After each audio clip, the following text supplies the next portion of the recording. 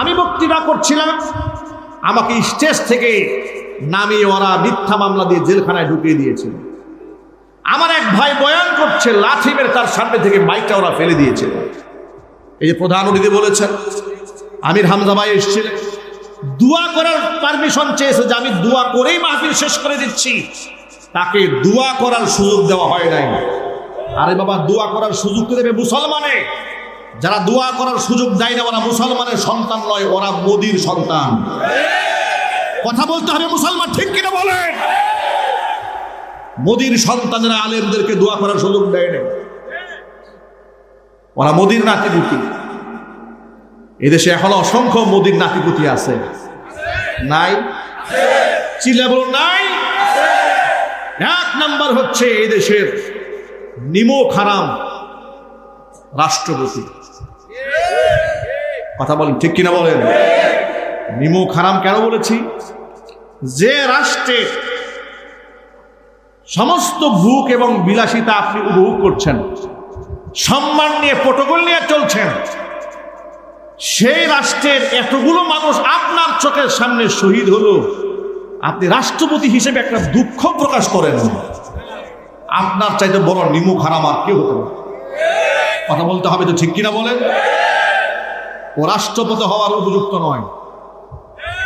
গণহত্যা চালিয়েছে স্বৈরাচারী হাসিনা, তার দূষর ছাড়া সে কিছু নয়। আজকে ডাক এসেছে তাকে তার পদ থেকে পদত্যাগ করাবার জন্য। পিনাকি ভট্টাচার্য তার ব্যাপারে গোটা জাতিকে আগেই সতর্ক করেছিলেন যে চুপ্পুকে নামাই দেন, পেস কিন্তু লাগাই দেবে। অলরেডি লাগাই দিয়েছেন। 1.5 মাস আগে 3 বাহিনী প্রধানকে পেছনে রেখে নিজেই বললেন, প্রধানমন্ত্রী আমার কাছে পদত্যাগপত্র জমা দিয়েছেন, আমি তা গ্রহণ করেছি। নিজে বলল গ্রহণ করেছি, 1.5 মাস পরে বলে আমি জানি না। একে গরম ডিম দিলেই সব বের হয়ে যাবে। কথা বলতে হবে মুসলমান, ঠিক কিনা বলেন? এত বড় মিথ্যাবাদী মুসলমান দেশের রাষ্ট্রপতি থাকতে পারে না। কথা বলো মুসলমান, ঠিক কিনা? সুতরাং এই জন্য তাকে আমি নিমক হারাম বলেছি। যে রাষ্ট্রের সম্মান গ্রহণ করেছ, সম্মাননা গ্রহণ করেছ, সে রাষ্ট্রের সাথে তুমি গাদ্দারি করেছ, তাকেও বিচারের আওতায় আনতে হবে। ইনশাল্লাহ বলেন। সেও স্বৈরাচারের দূষর, আপনাদের সন্দেহ আছে? সে যে স্বৈরাচারের দূষর সন্দেহ আছে? কোন ষড়যন্ত্র এ জাতির সামনে আর বাস্তবায়িত করে দেওয়া হবে না। আপনারা ঐক্যবদ্ধ আছেন না ইনশাল্লাহ?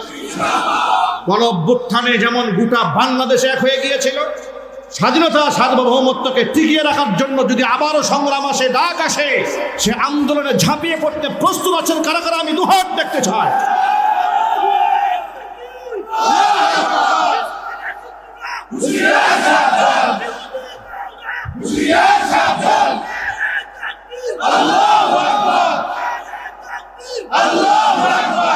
সুতরাং বিপ্লবীদের ভয়ের কোনো কারণ নেই। জীবন দিতে যারা জানে, গতকালকেও দেখেছি হাত একটা নাই, সে আবার এই আন্দোলনে সামিল হয়ে গেছে। আল্লাহু আকবার বলবেন। আচ্ছা, এদেরকে আপনি দমাবেন কেমন? পা একটা নাই, পঙ্গু হয়ে গেছে, লাঠি ভর করে এসে বলছে এক পা দিয়ে চলছি, আরেক পা দিয়েছি রাষ্ট্রকে ঘুরে দাঁড়াবার জন্য। এমন কথা যারা বলতে পারে, আরেকজনকে বলতে শুনলাম, সে বলল জীবন তো দেওয়ার জন্য এসেছিলাম, কোনো মতে পা তো গেছে কিন্তু বেঁচে আছি, কিন্তু চেয়েছিলাম তো জীবনটাই দিয়ে ফেলবো। যে জাতি শহীদ হতে জানে, শহীদ হওয়ার মধ্যে মর্যাদা খুঁজে, অন্ততপক্ষে গোমূত্র পানকারী মুশরিক কাফের বেঈমানেরা তাদের সাথে লড়ে কোনোদিন বিজয় অর্জন করতে পারবে না। বিজয় মুসলমানদের হবে ইনশাআল্লাহ। মুসলমানদের হবে, বলেন না ইনশাআল্লাহ? সুতরাং চুপ হয়ে যাও। কথা বলেন, ঠিক কিনা? বেশি কথা বলে তুমি পেঁচ লাগিয়ে দিয়েছ। পেঁচ লাগায় লাভ নাই, গোটা জাতি কিন্তু ঐক্যবদ্ধ। স্বৈরাচারী যেমন লাঞ্চ করার সময় পায় নাই, তুমিও কিন্তু ডিনার করার সময় পাবে না। কথা বলতে হবে, ঠিক কিনা? শহীদ আল্লামা দেলওয়ার হোসেন সাঈদী রাহিমাহুল্লাহর সেই কথা মনে পড়ে, সময় আসবে এমন ইঁদুরের গর্ত পাবো না পালাবার জন্য। সুতরাং প্রিয় যুবক ভাইদেরকে বলছি, যুবক ভাইরা আলেম আমাদের সাথে ঐক্যবদ্ধ হয়ে থাকেন। আল্লাহ যেন কবুল করে, জোরে কোন আমিন। যে কথা বলতে গিয়ে কথা লম্বা করে ফেলেছে, মূল পয়েন্টে ফিরে আসি। দুই শ্রেণীর মানুষকে আল্লাহ হাবিব বললেন এরা জাহান্নামী, কিন্তু এদেরকে আমি দেখি নাই। দুনিয়াতে আসবে ওরা কিয়ামতের শুরুতে, কিয়ামতের প্রারম্ভের দিনগুলোতে ওরা দুনিয়াতে আসবে। এদের মধ্যে একটা শ্রেণী হচ্ছে রিজালুম বিআইদিহিম সিয়াত, এদের হাতের মধ্যে থাকবে লাঠি, বিআদনাবিল বাকার, এটা গরুর লেজের মতো। ইয়াদরিবুনা বিহান নাস, মানুষদেরকে মারবে অন্যায় ভাবে, নিরীহ মানুষদেরকে মারবে, আছে না নাই? এরা হচ্ছে জাহান্নামী। এরা কি জাহান্নামী? মুহাদ্দিসরা বলেছে এটা হচ্ছে প্রশাসনের জালেম ব্যক্তি। আরেকটা ব্যাখ্যা বলে শুধু প্রশাসন না, পৃথিবীর মধ্যে যে সমস্ত পুরুষরা ক্ষমতার দম্ভে হাতের মধ্যে লাঠি নিয়ে অন্যায়ভাবে আরেক গ্রুপের উপর চড়াও হয়, এগুলো সব জাহান্নামী। এগুলা কি জাহান্নামী। সুতরাং যুবকেরা কোনো মিথ্যাবাদী জালেমের পেছনে লাঠি নিয়ে দৌড়ানো যাবে? চিল্লায় বলেন, তাদের পেছনে থাকা যাবে? আমরা থাকবো ইসলামের পথে ইনশাল্লাহ। বলেন, জীবন যদি দিতে হয় তো আল্লাহর পথেই দেব, যদি মরতে হয় কোরআনের জন্য মরব। দুনিয়াও ধন্য হবে, আখিরাতও ধন্য হয়ে যাবে। আমার প্রিয় ভাইয়েরা, মূল কথায় ফিরে আসি। আল্লাহ নবী বলেন দুই শ্রেণী যাদেরকে আমি দেখিনি, এরা দুনিয়াতে আসবে কিয়ামতের আগে। একটা শ্রেণী হচ্ছে পুরুষ, যারা এরকম আলামত তাদের মধ্যে হবে। আল্লাহ যেন এমন পুরুষের কাতার থেকে আমাদের হেফাজত করে, জোরে বলেন আমিন। দ্বিতীয় নম্বর হচ্ছে নারী, নিসাউন কাসিয়াতুন আরিয়াতুন মুমিলাতুন মাইলাতুন, এমন কিছু মহিলাদের আবির্ভাব ঘটবে দুনিয়াতে। নিসাউন, এমন নারী তারা, কাসিয়াতুন আরিয়াতুন, পোশাক পরেও তারা উলঙ্গই থেকে যাবে। আশ্চর্য ব্যাপার, পোশাক পরে আবার উলঙ্গ থাকে কি করে? মুহাদ্দিসিনে কেরামরা ব্যাখ্যা করেছেন পোশাক পরে উলঙ্গ থাকার দুইটা ব্যাখ্যা। একটা ব্যাখ্যা হলো এমন পাতলা পোশাক পরেছে যে পোশাকের কারণে শরীরের অঙ্গ প্রত্যঙ্গের ভাঁজ বাহির থেকে বোঝা যায়, আন্দাজ করা যায়। এমন পাতলা ফিলফিলে জামা দেশে আসে না নাই। এমন শাড়ি, এমন উড়না পরেছে, এটা পরা যা কথা, না পরা একই কথা, হারাম। পরা কি? সবাই জোরে বলে, মা বোনেরা সাবধান, এমন পোশাক পরা জায়েজ নাই। গেল একটা। আরেকটা ব্যাখ্যা হলো পোশাক পাতলা পরে নাই, ভারী পরেছে, বোরকায় পরেছে, কিন্তু এমন 8-7 বোরকা পরেছে, শরীরের অঙ্গ প্রত্যঙ্গের ভাঁজ ফুটে উঠেছে। এই পোশাক পরা যা কথা, না পরাও একই কথা। সুতরাং এমন বোরকা পরা আমার মা বোনদের জন্য হালাল না হারাম? এই যে আমার সামনে অনেক স্বামীরা আছেন, অনেক বড় ভাইয়েরা আছেন, আমরা যারা বড় ভাই আছি, আমাদের ছোট বোন যাদের আছে, দায়ী দায়িত্ব নাই আমাদের উপরে? যারা বাবা আছি, দায়ী দায়িত্ব নাই? যারা স্বামী আছি, স্ত্রীর উপর দায়ী দায়িত্ব আছে না নাই? সুতরাং সাবধান, আমার মেয়েকে, আমার স্ত্রীকে, আমার বোনকে, আমার মাকে এমন বোরকা আমি কিনে দেব না, এমন পোশাক কিনে দেব না যে পোশাক পরপুরুষের নজর কাড়ে।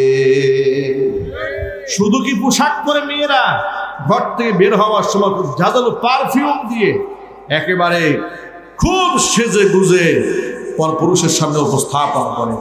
নবী করিম সাল্লাল্লাহু আলাইহি সাল্লাম বলেছেন যে নারী ঘর থেকে বের হওয়ার সময় ঝাঁঝালো পারফিউম দিয়ে বের হয়েছে, যতগুলা পুরুষের নাকে এই পারফিউমের ঘ্রাণ গেছে, প্রত্যেকটা পুরুষের সাথে জিনার গুনাহ ওই মহিলার আমলনামায় লেখা হয়েছে। মেয়েরা সাবধান, মা বোনেরা সাবধান হয়ে যায়। শুধু কি তাই? আল্লাহর নবী আরেকটু ব্যাখ্যা করে বলেছেন, শোনেন। নবীজি সাল্লাল্লাহু আলাইহি সাল্লাম বলেছেন নিসাউন কাসিয়াতুন আরিয়াতুন, এরা এমন পোশাক পরবে, পোশাক পরেও এরা উলঙ্গ হয়ে থেকে যাবে। মুমিলাতুন মাইলাতুন, এরা মুমিলাতুন মানে অন্য পুরুষকে নিজের দিকে আকৃষ্ট করবে। মাইলাতুন আবার নিজেও পরপুরুষের দিকে ঝুঁকে যাবে, আছে না নাই? টিকটক যারা চালায় তারা খুব ভালো বুঝে, ঠিক কিনা? মেয়েরা আজকে পরপুরুষের সামনে নিজেকে যে কিভাবে উপস্থাপন করবে, মেয়েরা পাগল হয়ে গেছে। দুনিয়ার সামান্য কিছু পয়সার জন্য নিজের দেহ, নিজের সৌন্দর্যটা উপস্থাপন করার জন্য পাগল পারা হয়েছে, মরিয়া হয়ে গেছে। এমনকি অনেক স্বামী স্ত্রী দেখতে পাচ্ছি ইদানিং ফেসবুক, অনলাইনে, সোশ্যাল মিডিয়াতে স্বামী স্ত্রীর আভ্যন্তরীণ ব্যাপার ঘরের গোপন ভিডিও করে করে ফেসবুকে আপলোড দিচ্ছে। নাম দিয়েছে কাপল ব্লগ। কি ব্লগ নাম দিয়েছে? নাম দিয়েছে কাপল ব্লগ। আসলে এটা কাপল ব্লগ নয়, এগুলো হচ্ছে জেনা ব্যভিচার ব্লগ। ঠিক কিনা জোরে বলেন? স্বামী স্ত্রীর আভ্যন্তরীণ ব্যাপার, এটা কি প্রকাশ্য না গোপনীয়? আরো জোরে বলেন। অবশ্যই গোপনীয়। আর সেগুলাকে মিডিয়াতে হর হামেশা প্রচার করে বেড়ানো, আর এগুলা মানুষ দেখে বেশি, মানুষ এগুলোর মধ্যে মজা পায়। কারণ জিনা ব্যভিচার যেখানে শয়তান সে চোখের মধ্যে মজা ঢুকিয়ে দিয়েছে। ঠিক কিনা? যুবকেরা সাবধান, এ কথাগুলো রেকর্ড হচ্ছে।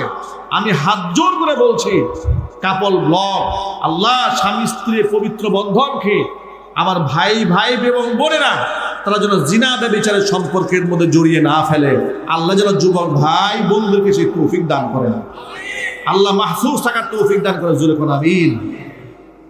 পরপুরুষের দিকে নিজেকে আকৃষ্ট করবেন, নিজে ওদেরকে ঝুঁকায় ফেলবে। এদের পরিণতি কি হবে শোনেন। আল্লাহ নবী আরেকটা আলামত বলেছেন, রুউসুহুন্না কাআসনিমাতিল বুখতিল মাইলা। এদের মাথার যে চুল থাকবে, হেয়ার স্টাইল থাকবে, এই মাথার তালুর মধ্যে উটের পুজের মতো খোপা থাকবে। খোপা কোথায় থাকবে? মাথার তালুতে। একেবারে আর্টিফিশিয়ালি খোপা বানানো হয় না? মা বোনেরা বিবাহ শাদী বিভিন্ন অনুষ্ঠানে যাওয়ার সময় খুব উঁচা করে এখানে খোপা বাঁধে। আল্লাহ নবী সাল্লাল্লাহু আলাইহি ওয়াসাল্লাম বলেছেন, এই সমস্ত নারীরা আর ওই সমস্ত জালেম পুরুষরা লা ইয়াদখুলনাল জান্নাতা, ওরা আল্লাহর জান্নাতে প্রবেশ তো করবেই না। ওয়ালা ইয়াজিদনা রিহাহা, জান্নাতের ঘ্রাণ পর্যন্ত ওরা ওদের নাকের মধ্যে পাবে না। ওয়া ইন্না রিহাহা লাতুজাদু মিন মাসিরাতি কাযা ওয়া কাযা, অথচ এত এত দূরত্বের পথ থেকে জান্নাতের খুশবু পাওয়া যাবে। কত দূরত্ব থেকে পাওয়া যাবে? ভিন্ন একটা হাদিসের মধ্যে এসেছে, আল্লাহ নবী বলেছেন, ওয়া ইন্না রিহাহা লাতুজাদু মিন মাসিরাতি 40 আমা, 40 বছরের দূরত্বের পথ থেকে জান্নাতীরা জান্নাতের খুশবু নাকের মধ্যে পেতে থাকবে। অথচ এই পুরুষ আর এই নারীরা জান্নাতের খুশবু নাকের মধ্যে পাবে না। সুতরাং ভাইরা, আমাদের সতর্ক থাকার দরকার আছে না নাই? আমার মা বোনদেরকেও সতর্ক রাখার দরকার আছে না নাই? এই যে পর্দা পুশিদার এই কথাগুলো, কোরআন সুন্নাহর এই বিধানগুলো উলামারা জীবনের ঝুঁকি নিয়ে বছরের পর বছর, শতাব্দীর পর শতাব্দী, যুগের পর যুগ আপনাদের সামনে উপস্থাপন করছে। কোরআনের মঞ্চে বসে শিরকের বিরুদ্ধে কথা বলছে, বিদআতের বিরুদ্ধে কথা বলছে, কোরআনের আহকামাতগুলো আপনাদেরকে জানিয়ে দিচ্ছে। কোরআন বলছে, হে রাসূল ওয়াযাক্কির ফাইন্না যিকরা তানফাউল মুমিনিন, আপনি উপদেশের কথাগুলো মানুষকে শোনান, নিশ্চয়ই এই উপদেশের বাণী ইমানদারের ফায়দা হবে। সুবহানাল্লাহ। সুতরাং এই ওয়াজ মাহফিলের ধারাবাহিকতা ছিল, আছে, ভবিষ্যতেও থাকবে ইনশাআল্লাহ। আজকেও যেমন মাহফিল করার জন্য রাষ্ট্রের কোনো পারমিশনের দরকার নাই, পরে নাই, ভবিষ্যতেও পারমিশনের দরকার হবে না ইনশাআল্লাহ। পারমিশন তো একজন দিয়েছেন, তিনি কে? সবাই মোহাব্বতের সাথে বলুন। সুতরাং আল্লাহর পারমিশন নিয়েই আমরা চলতে চাই। রাজি আছেন তো ইনশাআল্লাহ? আল্লাহ তুমি আমাদেরকে আমল করার তৌফিক দান করো।